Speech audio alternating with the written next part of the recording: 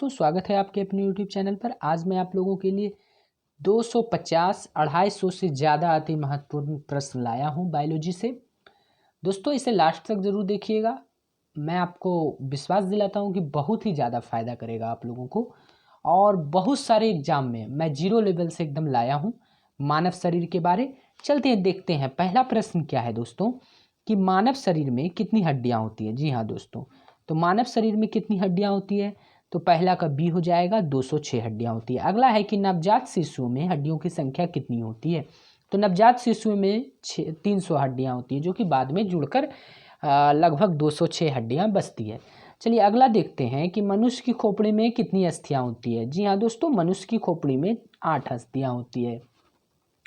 मनुष्य के शरीर में पसलियों की संख्या कितनी होती है, तो मनुष्य के शरीर में पसलियों की जो संख्या होती है जोड़ी में यहाँ पूछा जा रहा है, तो अगर जोड़ी में बोले तो आपका 12 होगा और पीस में बोले तो वो आपका 24 होगा। चलिए अगला देखते हैं कि शरीर की सर्वाधिक प्रबल अस्थि होती है, तो शरीर की जो है सर्वाधिक प्रबल अस्थि जो है दोस्तों, मतलब मजबूत अस्थि जो है वह जबड़े की हड्डी है, जबड़े की अस्थि है। ठीक है दोस्तों। अगला प्रश्न है कि मानव शरीर की सबसे छोटी हड्डी कौन सी होती है, तो मानव शरीर की जो है सबसे छोटी हड्डी स्टेपिस होती है। दोस्तों इसमें मैंने सभी तरह का प्रश्न उठा लिया है, मतलब कि आपको ऊपर से बताने की ज़रूरत नहीं पड़ेगी। जितना तरह का प्रश्न आएगा वो जो एग्जाम में पूछा गया है सभी प्रश्न आ गए हैं इसमें। चलिए अगला देखते हैं कि मानव शरीर की सबसे लंबी हड्डी कौन सी है, तो आप लोग सभी लोग जान रहे हैं कि फीमर है। मानव शरीर की सबसे लंबी हड्डी फीमर है। अगला है निम्नलिखित में से कौन मानव के पैर की हड्डी नहीं है, तो देखिए दोस्तों टिबिया तो है, और आप फीमर भी देखिए, फीमर भी है दोस्तों। अगला है कि फिबुला भी है, तो ह्यूमरस जो है पैर की हड्डी नहीं है। ह्यूमरस हड्डी जो है कहाँ पाई जाती है, जी हाँ दोस्तों आपको बताना है ह्यूमरस हड्डी जो है वह पाई जाती है ऊपरी भुजा में। नेक्स्ट प्रश्न है दोस्तों कि मनुष्य के शरीर में पैर की हड्डी, तो इसका बताना है कि मनुष्य के शरीर में जो है पैर की हड्डी संरंध्री होती है। अगला है कि टिबिया नामक हड्डी किस में पाई जाती है, तो दोस्तों टिबिया नामक हड्डी जो है वह टांग में पाई जाती है। आरआरबी 2004 में पूछा गया है। चलिए अगला देखते हैं कि मानव शरीर के किस अंग की हड्डी सबसे लंबी होती है। जी हाँ दोस्तों, मानव शरीर के जो हैं किस अंग की हड्डी जो है सबसे लंबी होती है, वो जांघ की। अगला है कि दांतों तथा हड्डियों में पाए जाने वाले मुख्य तत्व क्या हैं, तो दांतों तथा हड्डियों में जो पाए जाते हैं वह है कैल्शियम एवं फास्फोरस। अगला प्रश्न है कि वृद्धावस्था में मनुष्य की हड्डियां क्यों कमजोर हो जाती है, तो वृद्धावस्था में दोस्तों क्या होता है कि कैल्शियम की कमी होने लगती है, जिसके कारण कि मनुष्य की हड्डियां कमजोर हो जाती है। अस्थि में कौन सा लवण सर्वाधिक मात्रा में पाया जाता है, जी हाँ दोस्तों, तो अस्थि में जो है वह है कैल्शियम फॉस्फेट जो है वह सर्वाधिक मात्रा में पाया जाता है। 16 नंबर प्रश्न क्या है कि अस्थियों एवं पेशियों को आपस में जोड़ता है। जी हाँ, बहुत बार पूछा गया है दोस्तों ये वाला प्रश्न। तो टेंडन जो है अस्थियों और अस्थि मतलब हड्डी और पेशियों को जोड़ता है टेंडन, याद रखिएगा। चलिए अगला बात कर लेते हैं दोस्तों, मनुष्य के जीवन काल में कितने दांत 2 बार आते हैं। जी हाँ दोस्तों, बचपन में जो दूध का दांत होता है तो वो टूट कर जो है फिर से आता है, मतलब 20 दांत जो है वो 2 बार आते हैं। अगला है कि मानव शरीर में पाचन का अधिकांश भाग किस अंग में संपन्न होता है, तो मानव शरीर में जो है पाचन का अधिकांश भाग आंत में संपन्न होता है। मनुष्य में पाचन क्रिया कहाँ प्रारंभ होती है, तो मनुष्य में मुख से प्रारंभ हो जाती है। यह क्वेश्चन बहुत बार पूछा गया है दोस्तों। चलिए अगला देखते हैं कि मानव की पाचन नली लगभग कितने फीट की होती है दोस्तों, तो मानव की पाचन नली जो होती है 32 फीट की होती है लगभग, बहुत जगह 33 फीट भी रहता है, तो अकॉर्डिंग टू आप ऑप्शन देख सकते हैं। अगला है कि मुख में मंड जो स्टार्च जिसको बोलते हैं का शर्करा में पाचन किसके द्वारा होता है। जी हाँ, मंड में शर्करा का पाचन किसके द्वारा होता है, तो इसका सही उत्तर होगा टाइलिन के द्वारा होता है। नेक्स्ट प्रश्न आपके सामने दिख रहा है कि पाचन तंत्र का हिस्सा नहीं है। इनमें से कौन सा पाचन तंत्र का हिस्सा नहीं है? देखिए दोस्तों, यकृत जो है वो तो पाचन तंत्र का हिस्सा है। जी हाँ दोस्तों। पित्ताशय, जी हाँ दोस्तों, यह भी है, जो कि आप जानते होंगे कि हमारे छोटी आंत का 3 भाग होता है, डेड्यूनम, जेजुनम, इलियम। तो इलियम तो सबसे बड़ा पार्ट होता है दोस्तों, जहाँ पर आप आमाशय जहाँ पर से छोटी आंत में जाता है वहाँ पर डेड्यूनम होता है। जी हाँ। तो डेड्यूनम यकृत जो है ये एंजाइम देता है, पित्ताशय भी देता है ना, और जो है वहाँ पर जाता है डेड्यूनम में, उसके बाद मिल जाता है, तो वो तो खाना पचाने में काम आता है। लेकिन कॉर्निया दोस्तों तो आप लोग जान ही रहे हो कि आँख में होता है। तो इसका सही उत्तर क्या होगा? कौन सा भाग नहीं है पाचन तंत्र का? तो ये आपका कॉर्निया। चलिए 23 नंबर देखते हैं। शरीर के लिए एंजाइम आवश्यक होते हैं क्योंकि शरीर में एंजाइम क्या करते हैं? ये जीव रासायनिक क्रियाओं के उत्प्रेरक होते हैं। तो आप लोग जान रहे हैं कि उत्प्रेरक होता क्या है? किसी भी रिएक्शन को घटा बढ़ा करता है ना। अगला है कि दूध प्रोटीन को पचाने वाला एंजाइम है। तो दुग्ध प्रोटीन को पचाने वाला कौन सा एंजाइम है दोस्तों? तो यह जो है रेनिन। कौन सा है? रेनिन। तो रेनिन कहाँ निकलता है? आमाशय में निकलता है ना। अधिकतम पोषक तत्व रक्त में कहाँ से अवशोषित किए जाते हैं? तो अधिकतम पोषक तत्व जो है वह छोटी आंत में अवशोषित किए जाते हैं। अगला प्रश्न है कि लार में कौन सा एंजाइम पाया जाता है? तो बहुत ही पुराना और बहुत ही सरल क्वेश्चन है दोस्तों, कि टॉयलिन जो है वह लार में पाया जाता है। कौन सा? टॉयलिन। अगला है पेट में भोजन को पचाने के लिए निम्नलिखित में से किसकी खास आवश्यकता होती है? तो दोस्तों पहला ऑप्शन है हवा, पानी, एंजाइम और उसके बाद खनिज है। तो दोस्तों इसका सही उत्तर क्या होगा? एंजाइम। तो ध्यान रखिएगा। चलिए आरआरबी में ये पूछा गया है। नेक्स्ट प्रश्न है आपके सामने कि लार किसके पाचन में सहायक होता है? तो लार जो है दोस्तों वह स्टार्च के पाचन में सहायक होता है। अगला है मानव के आमाशय में अम्ल एक्स उत्पन्न होता है जो भोजन के पाचन में सहायक होता है। तो एक्स क्या है? तो वह है दोस्तों आमाशय में हाइड्रोक्लोरिक अम्ल। बहुत ही तगड़ा अम्ल होता है दोस्तों, लेकिन उसके साथ अंदर में इस टाइप का बनावट होता है कि उससे जलता नहीं है बॉडी, हमारा अंदर का पार्ट जलता नहीं है। तो आप समझ सकते हैं ईश्वर ने कैसा बनाया है।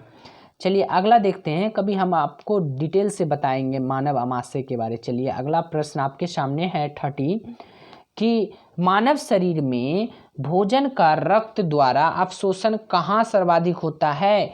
तो मानव शरीर में जो है भोजन का रक्त द्वारा अवशोषण जो होता है वह छोटी आंत में होता है। प्रोटीन का पाचन कहाँ से प्रारंभ होता है? तो प्रोटीन का पाचन है दोस्तों उदर से प्रारंभ होता है। कहाँ से? उदर से। अगला है कि आमाशय द्वारा स्रावित रस भोजन को आसानी से पचा लेते हैं, लेकिन आमाशय स्वयं इन पाचक रसों से अप्रभावित रहता है। क्यों? तो मैंने आपको बोला दोस्तों भगवान का ऐसा बनाया हुआ बॉडी है जो कि इसे दोबारा गढ़ा नहीं जा सकता है। तो है आमाशय की दीवार पे जो है श्लेष्मा जो बहता रहता है, इसी के कारण जो है पेट ठंडा रहता है ना। जैसे कि हाइड्रोक्लोरिक अम्ल आप हाथ पे लोगे तो आपका उंगली जल जाएगा, लेकिन अंदर जो है 2 से 3 लीटर हाइड्रोक्लोरिक अम्ल बहता है, तो वो भी बहता है श्लेष्मा, जिसके कारण वो नहीं कुछ होता है ना। और उसके बाद चलिए देखते हैं आगे, बताते हैं धीरे धीरे। अगला प्रश्न आपके सामने है कि पचे हुए भोजन में मौजूद विषैले पदार्थ का कौन सा अंग चूषण करता है? जी हाँ दोस्तों, आपको बताना है कि पचे हुए भोजन में मौजूद विषैला जो भोजन आप लोग का जो पच जाता है तो मौजूद उसमें विषैला पदार्थ भी होता है। जी हाँ, का कौन सा अंग चूषण करता है? तो इसका सही उत्तर होगा दोस्तों, तो यह करेगा यकृत। यकृत। एक चीज़ और है दोस्तों, एक बार क्वेश्चन पूछा गया था कि कोई व्यक्ति अगर जहर खा के मर गया तो उसका साक्ष्य कैसे मिलेगा? तो यकृत के द्वारा मिलेगा। आप इसको ध्यान में रखिएगा, एक बार क्वेश्चन पूछा गया है किसी एग्जाम में। चलिए अगला है कि पेप्सिन। पेप्सिन क्या है? तो पेप्सिन जो है दोस्तों यह एक एंजाइम है। अगला है कि पेप्सिन बदल देता है। तो पेप्सिन जो है प्रोटीन को पेप्टाइड पॉलीपेप्टाइड में बदलेगा दोस्तों। हाँ जी हाँ, पॉलीपेप्टाइड में बदल देता है। अगला, पाचन क्रिया में प्रोटीन निम्नलिखित में से किस पदार्थ में बदल देता है। देखिए दोस्तों क्या बोल रहा है, पाचन क्रिया में प्रोटीन निम्नलिखित में से किस पदार्थ में बदल जाते हैं। तो पाचन क्रिया में जो प्रोटीन है वह एमिनो अम्ल में बदल जाते हैं। हमारे शरीर में कितने प्रकार के एमिनो अम्ल है? जी हाँ दोस्तों, 20 प्रकार के एमिनो अम्ल है ना। और अगला देखते हैं 37 कि निम्नलिखित में से वह अंग है कौन सा है जो मानव शरीर में ग्लाइकोजन के रूप में कार्बोहाइड्रेट को जमा करता है। वेरी इंपॉर्टेंट प्रश्न, तो वह है यकृत। चलिए अगला देखते हैं कि पित्त निम्न में से किसके द्वारा पैदा किया जाता है। तो पित्त कहाँ बनता है आपको बताना है। तो पित्त जो है यकृत में बनता है, और जिसे आप बाइल कहते हैं, लीवर में बाइल बनकर लीवर डक्ट के द्वारा, जो पाइप बोलते हैं सिंपली, डक्ट के द्वारा कहाँ जाता है, जिसको आप पित्ताशय बोलते हैं ना, वहाँ जाकर जमा होता है। चलिए अगला प्रश्न है कि बाइल पित्त जमा होता है तो कहाँ होता है। मैंने अभी बताया कि पित्ताशय में जमा होता है। अगला है कि पित्त का प्रमुख कार्य क्या है। तो आपको बताना है कि पित्त का प्रमुख कार्य क्या है। तो इसका सही उत्तर होगा वसा का पायसीकरण करना, मतलब इमल्सीकरण करना। अगला देखते हैं दोस्तों, प्रश्न आपके सामने है 41 नंबर, सर्वप्रथम रक्त परिसंचरण तंत्र का अध्ययन किसने किया। तो भैया रक्त जब बहता है ना तो हड़बड़ा के बहता है ना, बहुत स्पीड बहता है, हड़बड़ हड़बड़ करके बहता है। तो आप इससे याद रखिएगा, विलियम हार्वे। हार्वे मतलब हड़बड़ हड़बड़, बहुत स्पीड बहेगा तो हड़बड़ा के बहेगा, ऐसे याद रख सकते हैं। पेस मेकर का संबंध किससे है। तो पेस मेकर का संबंध जो है दोस्तों, वह जो है हृदय से है ना। कहाँ पे दिख रहा है हृदय, तो आप देख रहे हैं कि हृदय है लास्ट में, जो कि आरआरबी में क्वेश्चन पूछा गया है, बहुत सारे एग्जाम पूछा जाता है। पेसमेकर का कार्य है, तो पेसमेकर का कार्य क्या है। तो यह जो है दिल की धड़कन प्रारंभ करना है। अगला है कि गति प्रेरक किससे संबंधित है। तो गति प्रेरक जो है वह किससे है, हृदय से। नेक्स्ट प्रश्न आपके सामने है कि निम्नलिखित में से किनकी भित्तियों पर रक्त द्वारा डाले गए दबाव को रक्तदाब कहते हैं। तो सिंपल सा क्वेश्चन है दोस्तों, इसका याद रखिएगा, धमनी, जिसको इंग्लिश में कहते हैं आर्टेरीज। अगला है कि सोते समय रक्तदाब में परिवर्तन होता है। तो सोए जब रहेंगे हम लोग तो रक्तदाब क्या होगा, वह घटता है। अगला है कि रुधिर दबाव मापक क्या है। तो जो आप मापते हैं ब्लड प्रेशर, तो किससे मापते हैं, स्फेग्मोमैनोमीटर। और दोस्तों देखते होंगे कि आला ऐसे लगा के डॉक्टर ऐसे कान में और आपका सुनता है हृदय को, तो वो क्या रहता है, तो वो रहता है स्टेथोस्कोप। बहुत बार पूछा जाता है, याद रखना है। अगला प्रश्न क्या है कि जार्विक सेवन क्या है। तो जार्विक सेवन जो है वह कृत्रिम हृदय है। क्या है, कृत्रिम हृदय। लव डब ध्वनि किसकी क्रिया के कारण उत्पन्न होता है। तो लव डब ध्वनि जो है वह हृदय की क्रिया के कारण उत्पन्न होता है ना। अगला है कि 50 नंबर प्रश्न है, मनुष्य के शरीर में हृदय को एक बार धड़कने में कितना समय लगता है। तो दोस्तों एक बार धड़कने की यहाँ बात कर रहा है ना, तो एक बार धड़कने में 0.8 सेकेंड लगता है। आपको बताना है दोस्तों कमेंट बॉक्स में कि 1 मिनट में कितने बार धड़कता है। चलिए देखते हैं कि स्वतंत्र मनुष्य के प्रति मिनट धड़कन स्पंदन कितनी होती है। अब क्या बताइएगा दोस्तों, यहाँ तो आ ही गया, तो 72 बार होती है। कितने बार, 72 बार। अगला है कि मानव हृदय में कितने कोष्ठक होते हैं। तो मानव हृदय में जो हैं 4 कोष्ठक होते हैं। चलिए अगला है कि नाड़ी दर कहाँ से मापा जाता है। तो आपको बताना है कि नाड़ी दर ना, नाड़ी दर जो है वह जो है धमनी से मापा जाता है ना। चलिए एक किशोर व्यक्ति जो है उसका क्या होगा रक्तचाप, रियलिटी में जो रक्तचाप होगा 120/80 है ना। अगला है दौड़ लगाते समय मनुष्य का रक्तचाप क्या होगा। तो दौड़ लगा रहे हो जब तो मनुष्य का रक्तचाप बढ़ जाएगा ना। अगला है 56 नंबर, सामान्य जीवन काल में मनुष्य का हृदय लगभग कितनी बार धड़कता है। तो सामान्य जीवन काल में दोस्तों मनुष्य का हृदय जो है लगभग 2 अरब बार धड़क जाता हो, किसी किसी का ज़्यादा भी धड़क जाता होगा, गारंटी नहीं है। ठीक है, ऐसा नहीं समझिएगा कि सर गलत बता दिए। अगला है कि मानव शरीर में हृदय का कार्य है। तो हृदय का कार्य क्या है दोस्तों? हृदय का कार्य है पंपिंग स्टेशन की तरह, है ना, पंप करता है ब्लड को। चलिए, हृदय पंप करना बंद कर दे तो हम लोग कहाँ चले जाएंगे? ऊपर। चलिए, शरीर की विशालतम धमनी है। तो शरीर की विशालतम धमनी जो है दोस्तों वो एओर्टा है, याद रखिएगा, एओर्टा। स्वस्थ मानव के शरीर में रक्त की कुल मात्रा कितनी होती है? तो स्वस्थ मानव के शरीर में जो है शरीर के वजन के जो है वह मात्र जो है 7% रक्त का रक्त होता है ना। अगला 60 है कि एक वयस्क में रक्त का औसत आयतन कितना होता है? तो एक आदमी जो जवान है उसमें रक्त कितना होना चाहिए? 5 से 6 लीटर। मानव रुधिर का पीएच कितना होता है? तो वो दोस्तों क्षारीय होता है रुधिर ना, 7.4 होता है। मानव शरीर में रुधिर बैंक का कार्य कौन करता है? तो रुधिर बैंक का जो कार्य करता है दोस्तों, जिसको आप प्लीहा कहते हैं, स्प्लीन कह लो या तिल्ली कह लो, ये करता है। चलिए, अगला है, और उसे कब्रगाह भी कहा जाता है। आरबीसी का कब्रगाह कहाँ है? तो पिल्ली कह लो, तिल्ली कह लो, ठीक है। अगला है कि आपके सामने मानव रक्त प्लाज्मा में प्रायः पानी की प्रतिशत मात्रा में कितनी होती है? तो पानी कितनी होती है दोस्तों? तो यह जो है 91 to 92% होती है। एकदम याद रखिएगा, एसएससी में पूछा गया है कि मानव रक्त प्लाज्मा में प्रायः पानी की प्रतिशत कितनी होती है? तो 91 से 92%। अगला है कि रक्त में पाए जाने वाली धातु कौन है? तो रक्त में जो है पाए जाने वाली धातु कौन है? लोहा। और लोहा ज़्यादा लेना है तो कहाँ से हम प्राप्त करेंगे? तो साग सब्जी खाइए ना। कौन सा सब्जी? पालक खाइए ज़्यादा, तो भी आपको लोहा मिल जाएगा।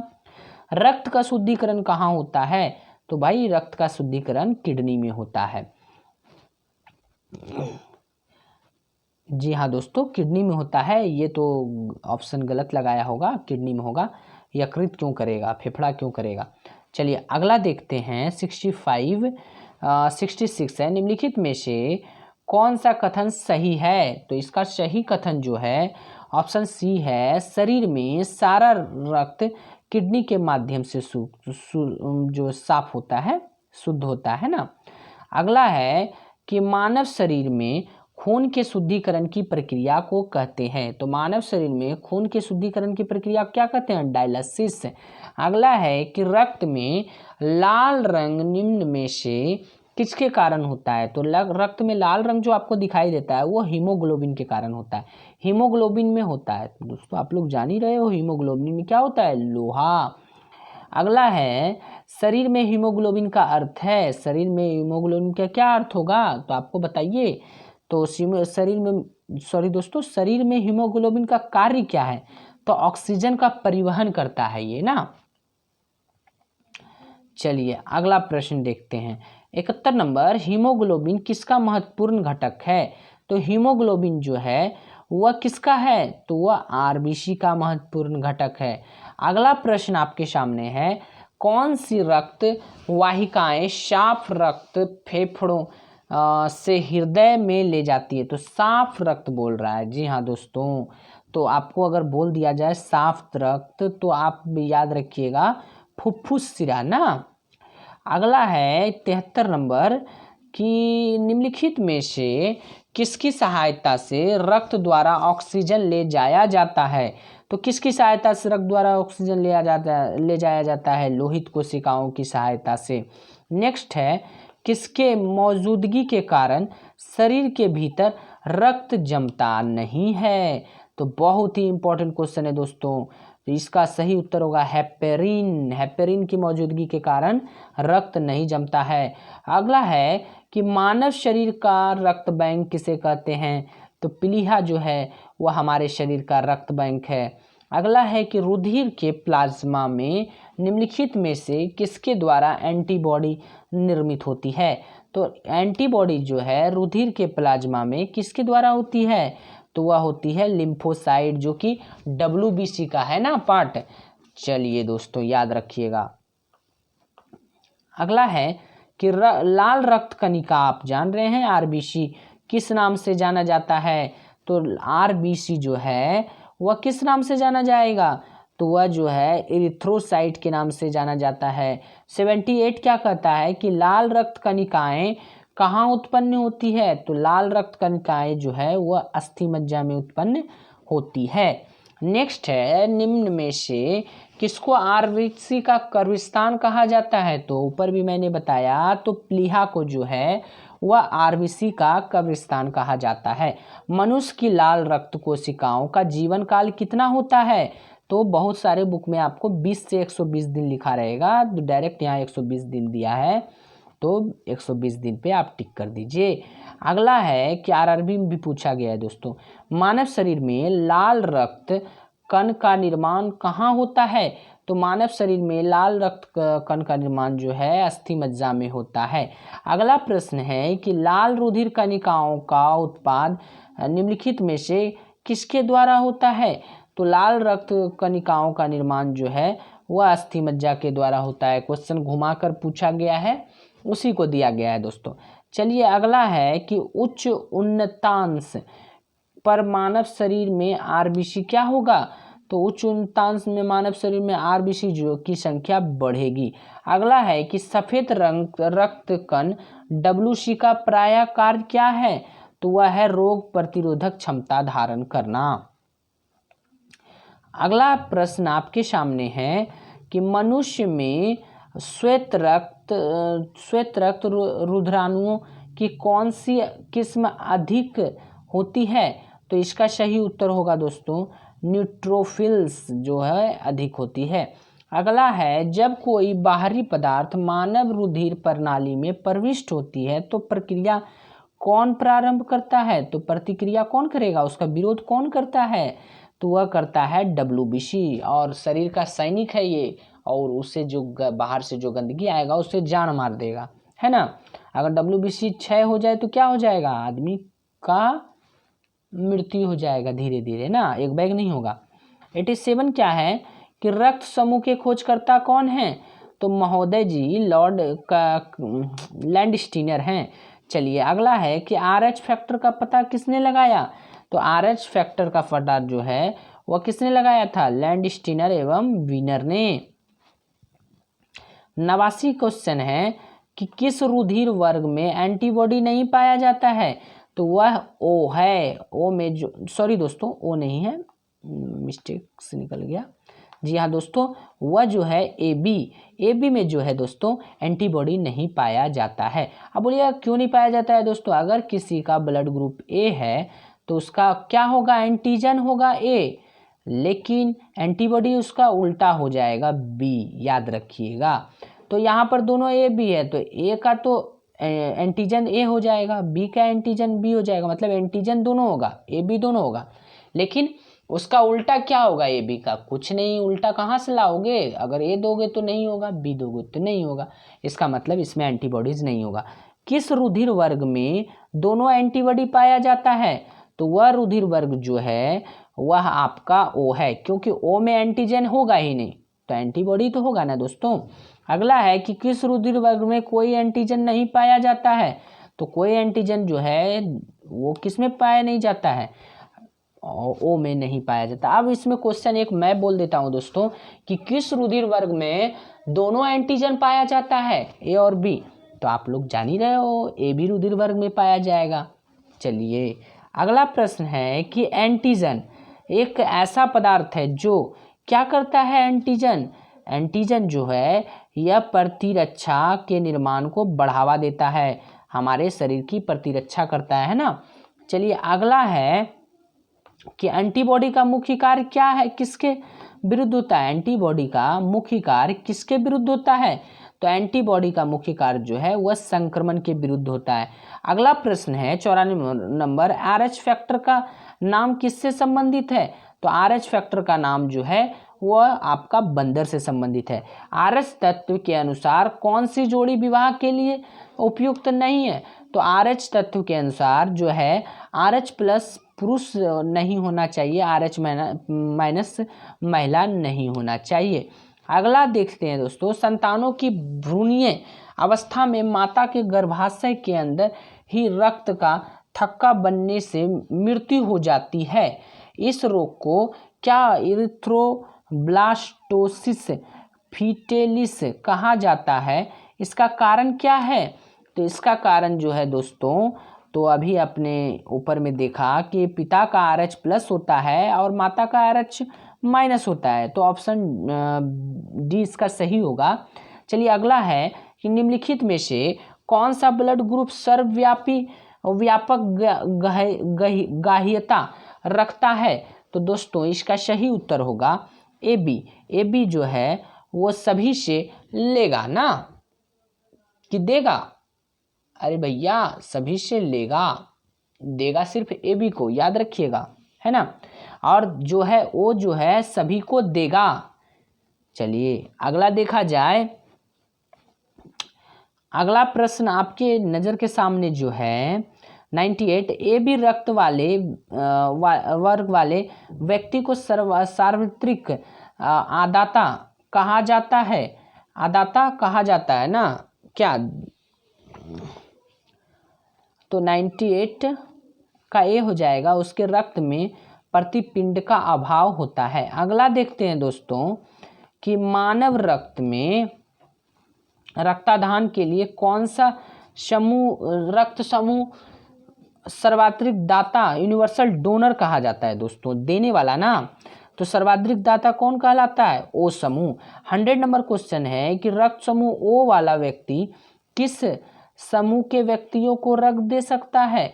तो वह जो है दोस्तों किसी को भी दे सकता है ना? नहीं दोस्तों, केवल O वाले को देगा।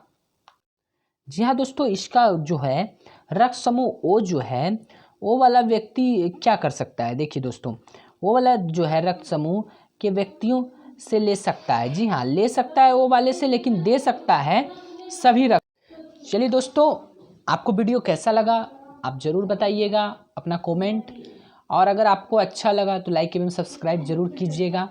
वीडियो को यहीं पर एंड करते हैं और 250 क्वेश्चन का इसमें बनाया गया है। अगली वीडियो में लाते हैं, क्योंकि आधा घंटा का वीडियो हो चुका है दोस्तों, ज़्यादा बड़ा हो जाएगा तो आप लोग भी बोर हो जाएंगे। तो आराम से देखिए और हमें प्रतिक्रिया ज़रूर दीजिएगा कि हमारे वीडियो में क्या चीज़ कमी है। अगर कमी नहीं है तो आपको अच्छा लगा तो दोस्तों ज़रूर बताइएगा, अच्छा लगा तो मैं बराबर ये वीडियो बनाता रहूँगा। चलिए धन्यवाद दोस्तों।